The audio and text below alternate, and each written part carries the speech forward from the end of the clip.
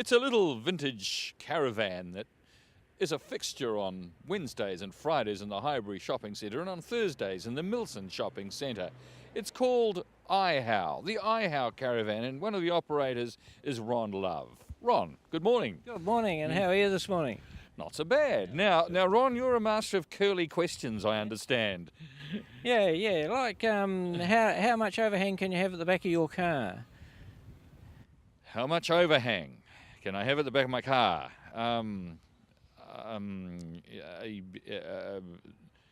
3 metres. No, sir, four.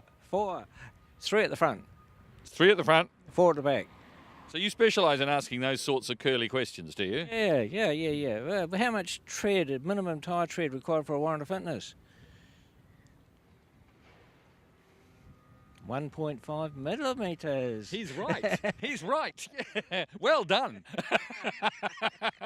Congratulations. I just know that when I take my car in and the man says, that's a fail, he doesn't actually tell me why or how much tread I have got left. He just says, not passing you, mate. All right. Most new tyres now have got a ridge on them, so when that starts to show, you know you need a new tyre on your car. Now, you've been asking these sorts of curly questions and a whole host of others for several years now. Yeah, I've been on it 2.5 years, yes. Yep. Now, tell me, what is iHow, the iHow Caravan, all about? Okay, we can see the word driver's licences, but what's it really all about? We teach in the caravan driver's licence theory, and we do also truck and motorcycle as well.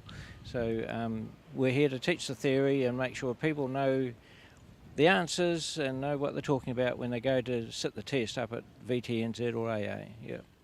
Because you need the theory before you can actually get behind the wheel of a car, technically. Is that right? Technically, yes, that's correct. But about 80% of our people have been driving on the road without a licence, without that learner's licence, yeah.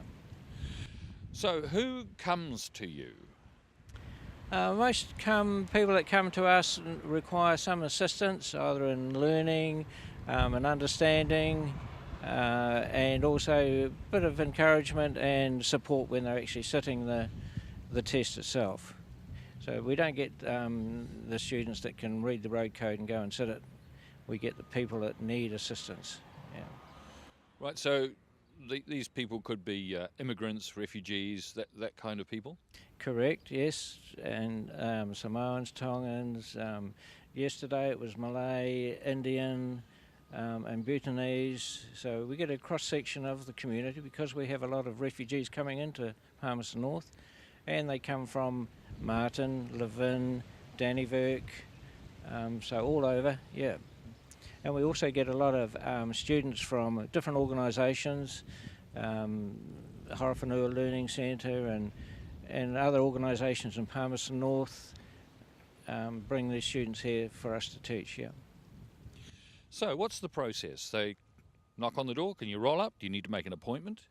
No appointment, they roll up here at 9 o'clock, and just to correct you, we're Tuesday, Wednesday and Friday here in Highbury and Thursday up at Milson. So we're actually open 4 days. Yep, and people roll up at 9 o'clock and usually by 12 o'clock we have their licence in their hand. Right, so you take them through the whole road code and there's all sorts of little tiles and other learning aids that you use. Correct, yes, we use modules. And there's 6 modules that we actually go through, and we teach and test them after each module so that we make sure they know and understand what we're talking about. Yeah. And then it's into the car and off to VTNZ, or? Yes, we in the car and away we go, and we teach on the way up to the VTNZ. We go through all the questions over again as they're driving so they can apply what we've taught them onto the road. So, yeah, and then they sit down and do the test. And of course that's just the beginning because the practical is something else again. Yes, when they're finished and have completed the test, we give them a pack which includes a driver's log. It gives them the information on where to look for their restricted licence information, and we also have a driver that can actually assist with their driving before they sit there restricted. Now you must have a team that puts this all together. How many people are instructors? We have myself, I'm permanent, and 3 assistants, and Suzanne, who is the owner of the whole project and who's the voice behind it all, and she's been doing it for 8 or 9 years. That's Suzanne Carpenter. Suzanne Carpenter, correct, yep. So if people want to get in contact with you, just to suss out the system and how it all works, what's the best process? One, we have now a website, and so they can go on there, iHow Limited, or they can come to the Caravan. We have posters up in a lot of places around town, around Levin, and but otherwise it's give us a ring, yeah. So you've been going 8 years. The iHow's been going 8 years. It shows that there must be a real demand for this kind of service. Yes, and over the last 2 years, we've gone from 150 a year to last year we did 877 learners' licences.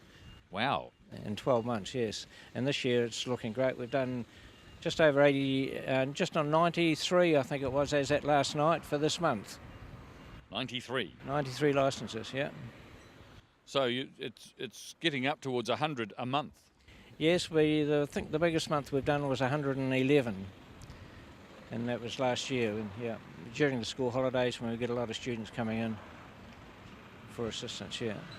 So what do you put down the increase in numbers, slowly building over the last, say, 12 months or so? People getting to hear about us through friends and relatives, and finding that, yeah, we can help. Yeah, and it's just that the test is difficult to understand for some people, and so we're able to sit down and explain it to them and make sure they understand what they're reading and how they're going about it and how to apply it to the road, yeah. Okay, coming up to a stop sign. What do I need to do at a stop sign, guys? Complete Make sure you stop. can see the traffic coming from both ways.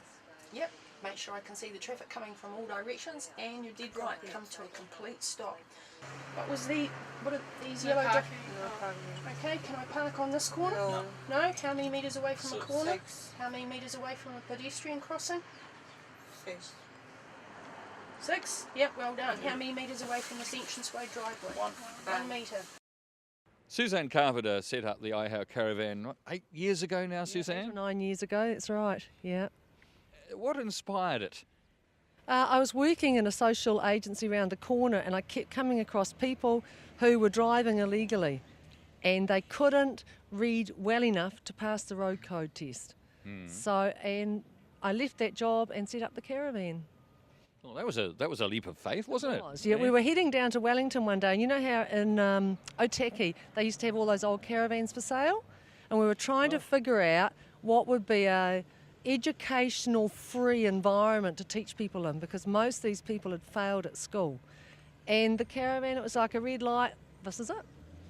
And of course, without a valid licence, that inhibits job prospects and all sorts of other social prospects as well. And worst case scenario, you get so many fines you can't pay them and you go to prison for driving without a licence, which is a dumb reason for us as taxpayers to pay for someone to be in prison.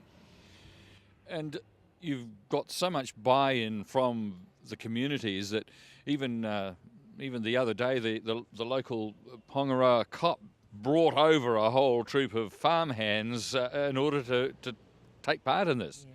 We often get police ringing out and say, I'm sick of giving these kids fines, what can you do?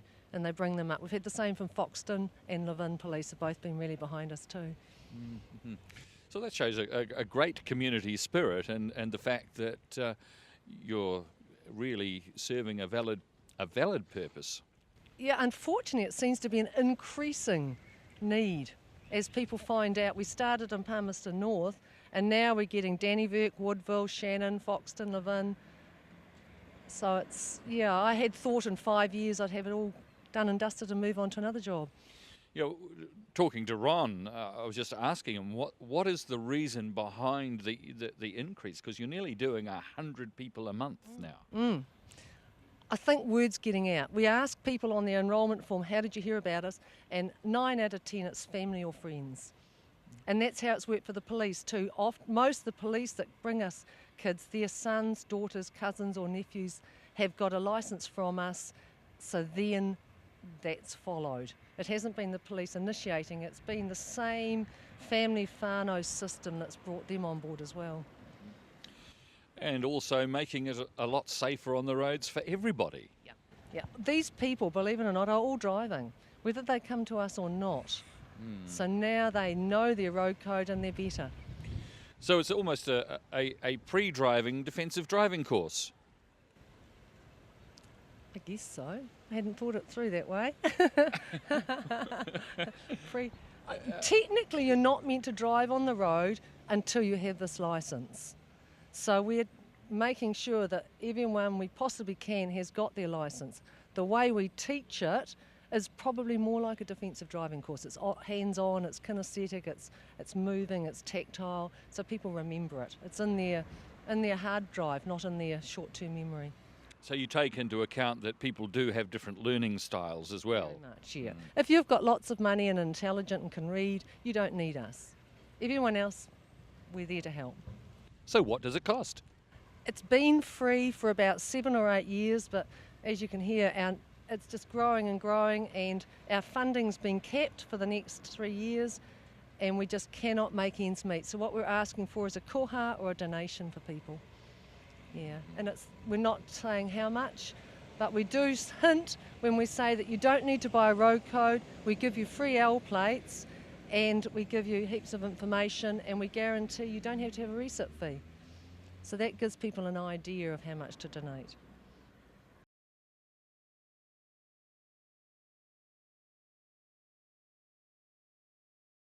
Oh, one more thing. I understand you've been to prison. I have, and I come out. Yeah, I've been working in the prison. I do the same thing in the prisons. I work around the region, Lower North Island region's prisons. Our aim is to get everyone leaving prison as legally able to drive as possible. So we've been doing that for quite a while, and the beauty of it is that even if we can't, we can help them get their theory while they're in there, but they've got to know me, and I'm Auntie Susie and all those sorts of things. So when they get out, even from Hawke's Bay, they'll make a trip down here to proceed on to their restricted and their full licences because they know us, and my staff treat them with respect, and they understand some of the things, the difficulties for them, and they can ask us questions about other things. It's more than just licensing. So what sort of other things do you build into this for former prisoners? We do birth certificates for them if they need it for ID. We can help them advocate for them at WINS. We do all sorts of things that are below the radar. We don't advertise it or we'd be inundated. But we just, we look after them. And is this relationship built up from the work you used to do before? I worked at the Youth Justice Centre for a few years, and I've also worked in the prison as a volunteer with PARS for 10 or 12 years. So it's a long time. Hence the grey hair. Oh, and nice earrings. Thank you. My daughter bought these for me for Mother's Day, but we had to buy 2 pair so that they weren't the same, but they actually coordinated. So they're my work uniform.